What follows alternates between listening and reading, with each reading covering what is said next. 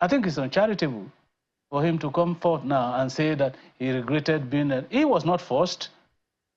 He was not. He asked for it. And he was given. Asked for it? He asked for it and he was given. I thought it was a choice of Atiku Abubakar. A choice of Atiku definitely under certain considerations, under certain consultations. There were insinuations that, for instance, he contributed substantially to the campaign of Atiku Abubakar, and that it was in consideration of that he was considered a candidate that can be on the ticket.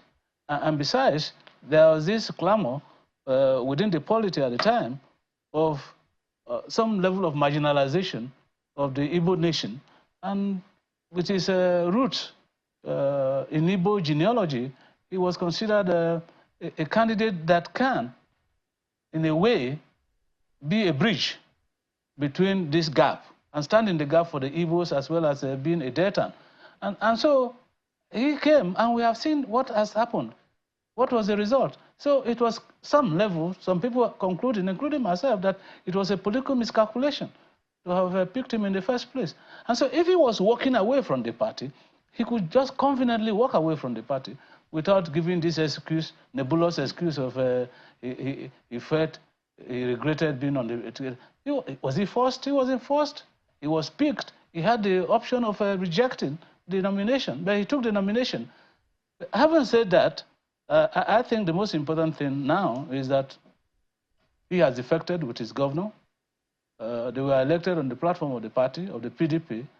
And I can tell you, even without the pronouncement of the Supreme Court to the effect that it is parties that individuals vote for, we all know that people identify with political parties, and political parties win where majority of the electorate are members of the party or have sympathy for the party. And so he has walked away from the PDP, he has gone to the APC, fine by us in the PDP, let the game begin. Maybe your party could have had a chance at winning this election if Okowa was not on the ballot or on the ticket. Well, I would rather say that given what we know now, with the hindsight that we have now, some of us think that the party would have won the election if other candidates other than Okowa had been picked as the vice presidential candidate from the South. So there was an error in judgment of Atiku Abubakar picking Okowa. That's what you think?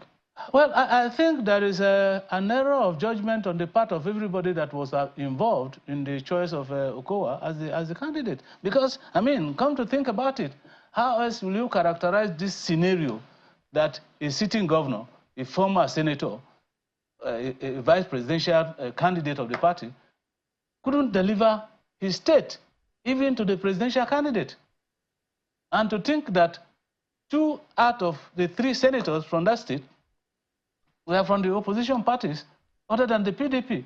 PDP won only 1 senatorial election. And I can tell you today that that person definitely may have won that election on his own merit because of his pedigree and his contribution to the community.